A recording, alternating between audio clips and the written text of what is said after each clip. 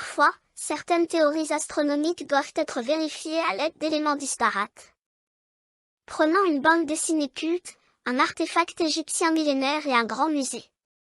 À première vue, aucun de ces éléments n'a de lien direct avec l'astronomie. Pourtant, nous allons les utiliser pour démontrer la non-fiabilité d'une théorie astronomique apparue dans les années 1990.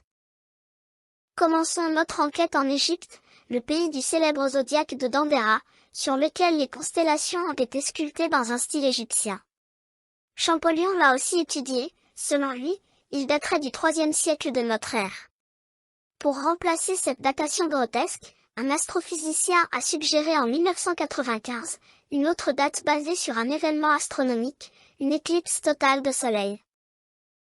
Il affirme que le matin du 7 mars 51 avant notre ère, une éclipse aurait été observée en Égypte. Selon lui, elle serait sculptée sur cet artefact égyptien. Pour vérifier cette affirmation, nous allons rejoindre Tintin dans son aventure intitulée « Le Temple du Soleil », dans laquelle il doit délivrer le professeur Tournesol. Vous vous souvenez de cette scène iconique, n'est-ce pas? Hergé n'a pas inventé cette éclipse, il s'est basé sur une éclipse solaire totale réelle, celle du 20 mai 1947. Nous savons qu'une éclipse de soleil se produit lorsque la Lune est alignée ou presque alignée entre la Terre et le Soleil. Durant ce phénomène, seuls quelques pays peuvent sont inclus dans ce que les astronomes appellent la bande d'obscuration ou d'occultation. Si on regarde la carte produite par la NASA pour l'éclipse de 1947, on voit clairement cette bande indiquée en couleur bleu foncé.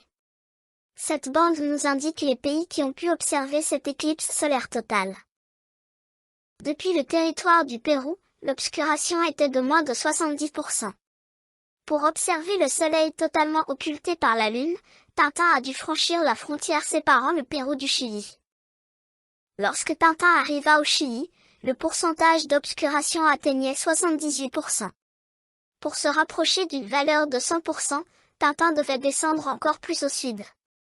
Lorsqu'il se rapprocha de la bande d'ombre ou d'obscuration, le pourcentage grimpe à 93%.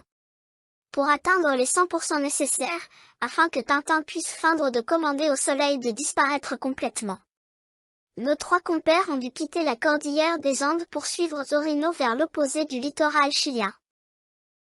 C'est ainsi qu'ils se sont déplacés jusqu'en Argentine, près de la rivière Mendoza. C'est là que le Temple du Soleil devrait logiquement se situer, dans un lieu appelé Puente del Inca.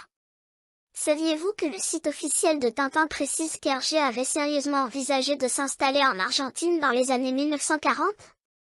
Maintenant que vous savez décrypter une carte de la NASA, nous allons appliquer exactement la même vérification à l'éclipse mentionnée par Eric Aubourg.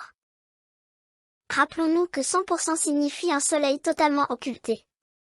Pour comprendre cette notion de pourcentage, nous allons nous servir du calcul de pourcentage qui permet de qualifier si une éclipse est partielle, annulaire ou totale. Le pourcentage dépend de la position de la Lune, lorsqu'elle est parfaitement alignée ou non entre la Terre et le Soleil. Nous pouvons appliquer cette notion de position à un observateur sur Terre selon la latitude et de la longitude de l'endroit où il se trouve. Selon sa position terrestre, cet observateur verra le Soleil partiellement occulté ou non. C'est comme si l'observateur était lui-même à la place de la Lune. Pour mieux comprendre, reprenons l'éclipse de Tintin.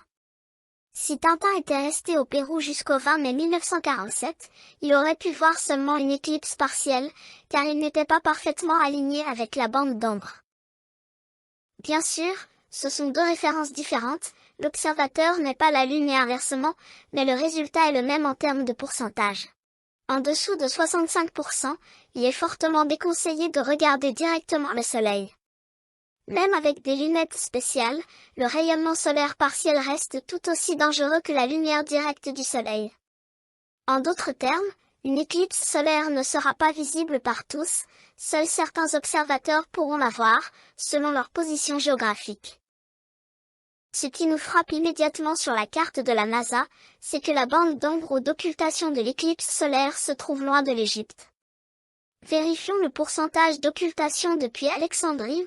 Selon l'astrophysicien Eric Aubourg, l'éclipse solaire était censée être presque totale, on constate que l'obscuration du Soleil était de 32%. Et à Kenna, où se trouve le temple d'Hathor et le zodiaque de Dendera, l'occultation atteignait moins de 17%. Ce pourcentage est si bas qu'il est complètement impossible pour les anciens Égyptiens, du nord au sud, d'avoir pu observer cette éclipse du 7 mars 51 avant notre ère. Les données de la NASA sont irréfutables, la théorie d'Eric Aubourg n'est pas fiable. Pourtant, de nos jours, si nous visitons le Louvre, à Paris, nous pouvons lire que ce musée mentionne la théorie solaire erronée d'Eric Aubourg sur un panneau explicatif.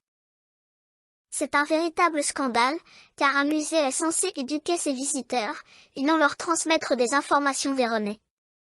D'autant plus, que la théorie solaire d'Aubourg n'a pas été soumise à un comité d'astronomes, ni à une revue d'astronomie. La théorie de ce prétendu expert qui n'a jamais rien publié dans le domaine de l'astronomie a circulé seulement en interne au sein de l'IFAO, l'Institut français d'archéologie orientale. Elle y a convaincu des membres qui ne maîtrisaient pas l'astronomie. Lorsque l'IFAO a mis ses archives en ligne dans les années 2000, la théorie loufoque d'Aubourg fut rendue accessible à tous. C'est ainsi qu'elle s'est retrouvée aussi sur Wikipédia, présentée comme une source officielle. Et depuis des perroquets répètent cette théorie sans jamais vérifier son exactitude. En archéologie ou en égyptologie, on peut dire tout ou presque ce que l'on veut. Mais on ne peut pas utiliser l'astronomie sans respecter l'un des principes fondamentaux de la science, ce qui n'est pas observable n'est pas scientifique.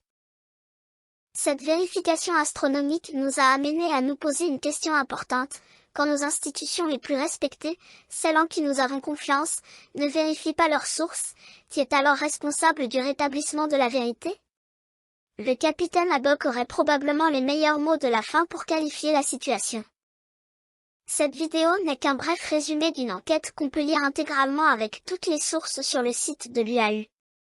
N'oubliez pas, la vraie intelligence se mesure au niveau des curiosités de chacun et chacune.